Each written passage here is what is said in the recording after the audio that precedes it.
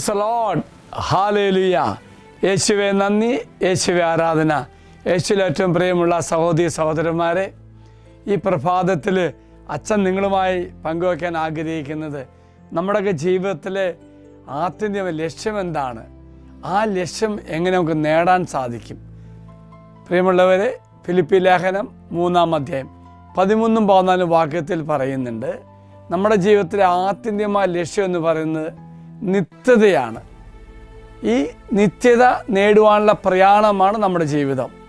അപ്പോൾ നിത്യതയ്ക്ക് വേണ്ടി അല്ലെങ്കിൽ സ്വർഗരാജ്യത്തിനു വേണ്ടി നമ്മൾ എന്തു ചെയ്യണം? ഇന്നലെ വരെ എന്തൊക്കെയാണോ പഴയതെല്ലാം മറന്ന് സ്വർഗത്തെ ലക്ഷ്യമാക്കി നിത്യത ലക്ഷ്യമാക്കി പ്രയാണം ചെയ്യണം. അതാണ് വചനം പറയുന്നത്. ഫിലിപ്പി ലേഖനം 3-ാം അധ്യായം 13-14, സഹോദരെ, ഞാൻ തന്നെ ഇനിയും ഇത് സ്വന്തമാക്കിയെന്ന് കരുതുന്നില്ല. എന്നാൽ ഒരു കാര്യം ഞാൻ ചെയ്യുന്നു, എൻ്റെ പിന്നിലുള്ളവയെ വിസ്മയിച്ച് മുമ്പിലുള്ളവയെ ലക്ഷ്യമാക്കി ഞാൻ മുന്നേറുന്നു. Praise the Lord. യേശു ക്രിസ്തുവിലൂടെ ഉന്നതത്തേക്കുള്ള ദൈവത്തിൻ്റെ വിളിയാകുന്ന സമ്മാനത്തിനു വേണ്ടി ഞാൻ ലക്ഷ്യത്തിലേക്ക് പ്രയാണം ചെയ്യുന്നു. Praise the Lord. അപ്പം എന്താ അർത്ഥമാക്കുന്നു പ്രിയമുള്ളവരെ? പിന്നിലുള്ളത് മറക്കുന്നു, എന്നിട്ട് മുന്നിലേക്ക് മുന്നേറുന്നു. ഒരു ലക്ഷ്യബോധമുണ്ട്, അത് നിത്യത. അപ്പോൾ ഇന്നലെ വരെ എന്താണോ അത് മറക്കും. ലക്ഷ്യബോധത്തെ വെച്ച് വ്യക്തമായൊരു ബോധ്യം നമുക്കുണ്ടാകണം. ദൈവവിളിയിൽ ശ്രദ്ധ കേന്ദ്രീകരിച്ചുകൊണ്ട് മുന്നോട്ട് പോകുന്നതിന് ആവശ്യമായ മാർഗനിർദ്ദേശം കർത്താവ് നമുക്ക് തരും. അപ്പോൾ ഇന്നലകളെ മറക്കാൻ പറയുമ്പോൾ പരാജയമാകാം, നമ്മുടെ പാപത്തിൻ്റെ ബന്ധനത്തിൻ്റെ അവസ്ഥയാകാം. അതൊന്നും ചിന്തിക്കരുത്. അങ്ങനെ ചിന്തിക്കാതെ മുന്നോട്ട് പോകുമ്പോൾ ദൈവത്തോട് കൂടുതൽ അടുക്കുവാനും ആത്യന്തികമായി ലക്ഷ്യത്തെത്തുവാനുള്ള ശ്രദ്ധ നമുക്ക് കേന്ദ്രീകരിക്കാൻ സാധിക്കും.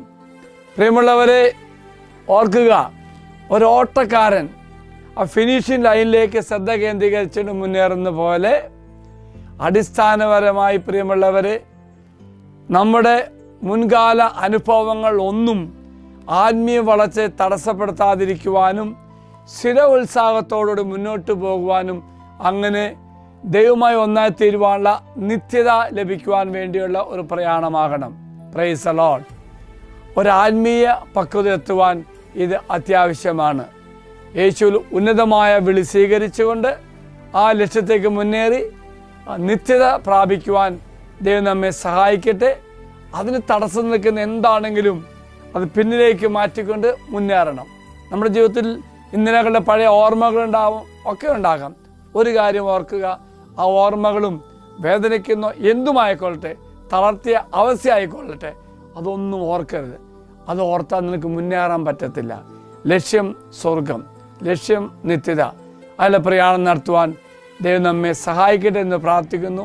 അതിന് തടസ്സം നിൽക്കുന്ന എല്ലാ അവസ്ഥകളും ദൈവസന്നിധി സമർപ്പിച്ച് പ്രാർത്ഥിച്ചുകൊണ്ട് അതിന് വിടുതൽ പ്രാപിച്ച് മുന്നേറുവാൻ ദൈവം എല്ലാവരും അനുഗ്രഹിക്കട്ടെ. പരിശുദ്ധ അമ്മ നമ്മെ സഹായിക്കുകയും ചെയ്യട്ടെ. പരിശുദ്ധ അമ്മ നമുക്ക് മധ്യസ്ഥം പ്രാർത്ഥിക്കട്ടെ. നമ്മുടെ കർത്താവായ ഈശോ കൃപയും പിതാവായ ദൈവത്തിൻ്റെ സ്നേഹവും പരിശുദ്ധാത്മാവിൻ്റെ സഹവാസവും നാം എല്ലാവരോടും കൂടെ ഉണ്ടായിരിക്കട്ടെ, ഇപ്പോഴും എപ്പോഴും എന്നേക്കും. ആമേൻ. ഒരു നല്ല ദിവസം ആശംസിക്കുന്നു. Praise the Lord.